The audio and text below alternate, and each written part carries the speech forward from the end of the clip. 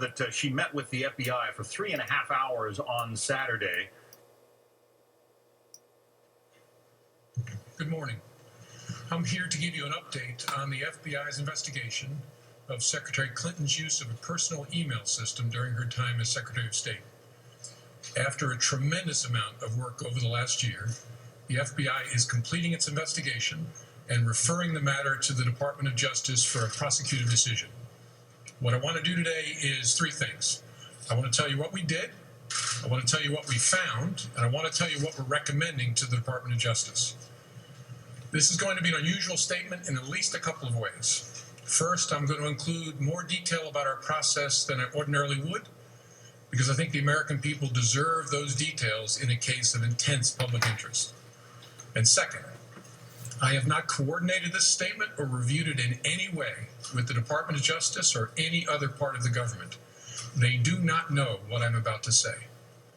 But I want to start by thanking the FBI employees who did remarkable work in this case. Once you have a better sense of how much we have done, you will understand why I am so grateful and so proud of their work. So first, what we have done. This investigation began as a referral from the Intelligence Community Inspector General in connection with Secretary Clinton's use of a personal email server during her time as Secretary of State. The referral focused on whether classified information was transmitted on that personal system. Our investigation looked at whether there is evidence that classified information was improperly stored or transmitted on that personal system in violation of a federal statute that makes it a felony to mishandle classified information, either intentionally or in a grossly negligent way, or a second statute making it a misdemeanor to knowingly remove classified information from appropriate systems or storage facilities. And consistent with our counterintelligence responsibilities, we have also investigated to determine if there is evidence of computer intrusion by nation states or by hostile actors of any kind. Now, I have so far used the singular term email server in describing the referral that began our investigation. It turns out to have been more complicated than that. Secretary Clinton used several different servers and administrators of those servers during her 4 years at the State Department. And she also used numerous mobile devices to send and to read email on that personal domain. As new servers and equipment were employed, older servers were taken out of service, stored, and decommissioned in various ways. Piecing all of that back together to gain as full an understanding as possible of the ways in which personal email was used for government work has been a painstaking undertaking, requiring thousands of hours of effort. For example, when one of Secretary Clinton's servers was decommissioned in 2013, the email software was removed.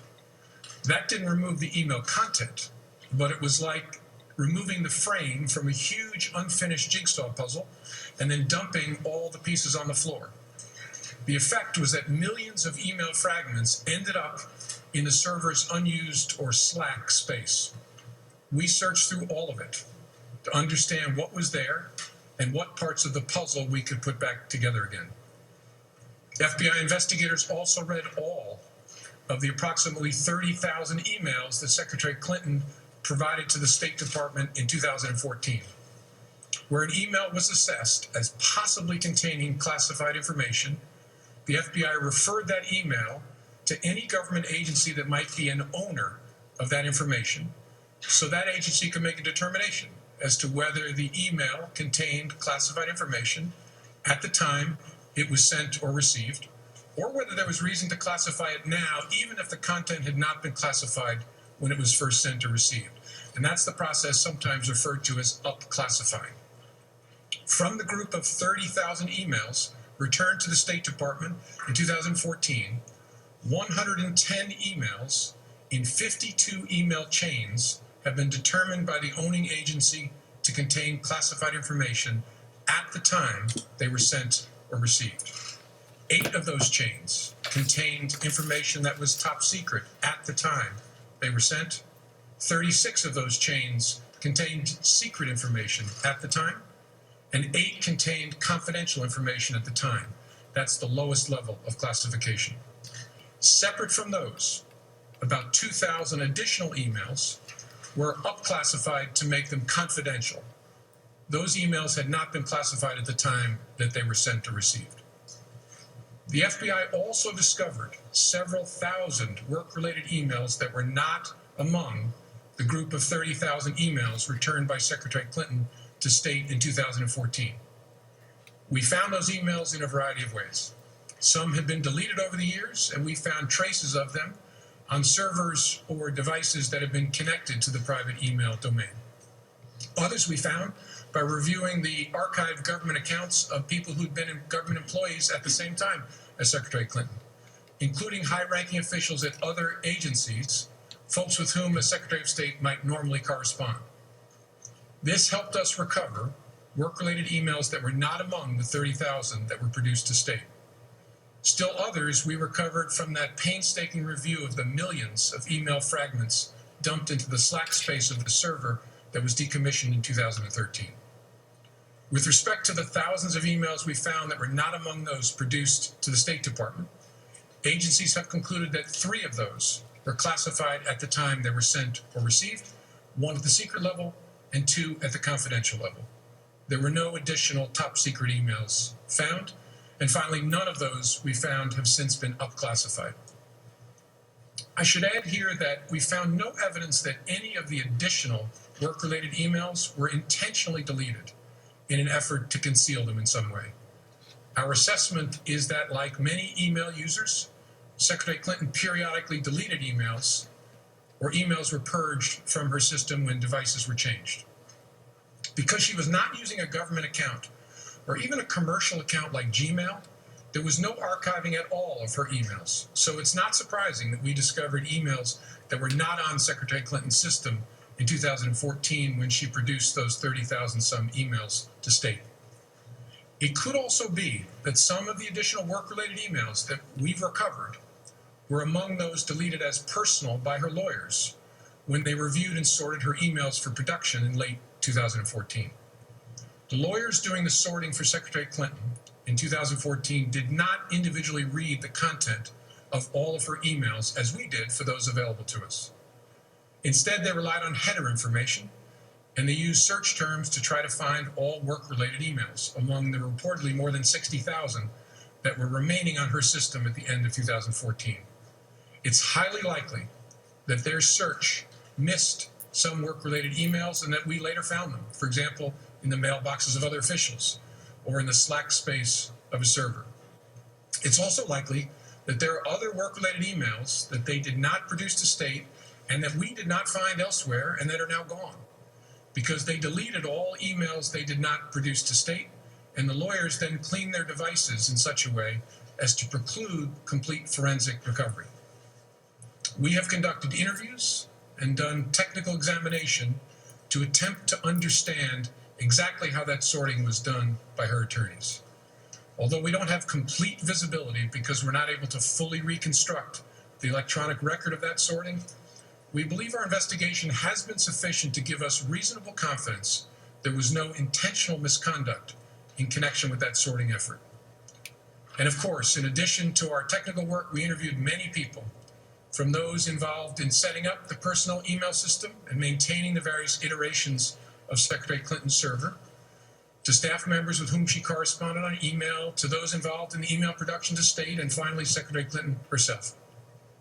Last, we have done extensive work to try to understand what indications there might be of compromise by hostile actors in connection with that personal email system. So that's what we've done. Now let me tell you what we found.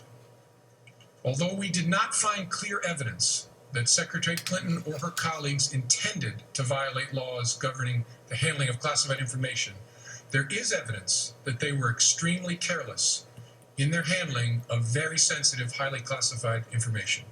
For example, 7 email chains concern matters that were classified at the top secret special access program at the time they were sent and received.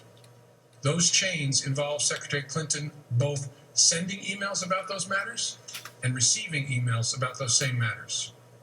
There is evidence to support a conclusion that any reasonable person in Secretary Clinton's position or in the position of those with whom she was corresponding about those matters, should have known that an unclassified system was no place for that conversation. In addition to this highly sensitive information, we also found information that was properly classified as secret by the U.S. intelligence community at the time it was discussed on email. That is, excluding any later up-classified emails. None of these emails should have been on any kind of unclassified system, but their presence is especially concerning because all of these emails were housed on unclassified personal servers, not even supported by full-time security staff like those found at agencies and departments of the United States government, or even with a commercial email service like Gmail. I think it's also important to say something about the marking of classified information. Only a very small number of the emails here containing classified information bore markings that indicated the presence of classified information. But even if information is not marked classified in an email, participants who know or should know that the subject matter is classified are still obligated to protect it. And while not the focus of our investigation, we also developed evidence that the security culture of the State Department, in general, and with respect to the use of unclassified systems in particular, was generally lacking in the kind of care for classified information that's found elsewhere in the U.S. government. With respect to potential computer intrusion by hostile actors, we did not find direct evidence that Secretary Clinton's personal email domain, in its various configurations since 2009, was hacked successfully. But given the nature of the system and of the actors potentially involved, we assess we would be unlikely to see such direct evidence. We do assess that hostile actors gained access to the private commercial email accounts of people with whom Secretary Clinton was in regular contact from her personal account. We also assess that Secretary Clinton's use of a personal email domain was both known by a large number of people and readily apparent. She also used her personal email extensively while outside the United States, including sending and receiving work-related emails in the territory of sophisticated adversaries. Given that combination of factors, we assess it is possible that hostile actors gained access to Secretary Clinton's personal email account. So that's what we found. Finally, with respect to our recommendation to the Department of Justice. In our system, the prosecutors make the decisions about whether charges are appropriate based on evidence that the FBI helps collect. Although we don't normally make public our recommendations to the prosecutors, we frequently make recommendations and engage in productive conversations with prosecutors about what resolution may be appropriate given the evidence.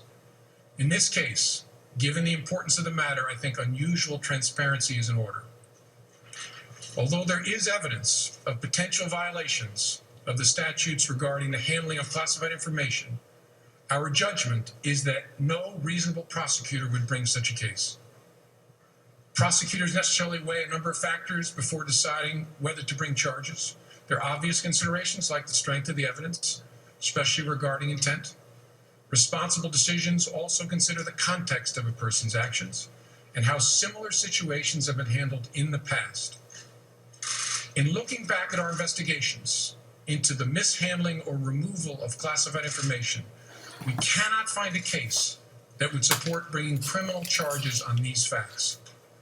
All the cases prosecuted involved some combination of clearly intentional and willful mishandling of classified information, or vast quantities of information exposed in such a way as to support an inference of intentional misconduct, or indications of disloyalty to the United States, or efforts to obstruct justice. We do not see those things here. To be clear, this is not to suggest that in similar circumstances, a person who engaged in this activity would face no consequences. To the contrary, those individuals are often subject to security or administrative sanctions, but that's not what we're deciding now. As a result, although the Department of Justice makes final decisions on matters like this, we are expressing to Justice our view that no charges are appropriate in this case. I know there will be intense public debate in the wake of this recommendation, as there was throughout the investigation. What I can assure the American people is that this investigation was done honestly, competently, and independently, no outside influence of any kind was brought to bear. I know there were many opinions expressed by people who are not part of the investigation, including people in government, but none of that mattered to us. Opinions are irrelevant, and they were all uninformed by insight into our investigation because we did our investigation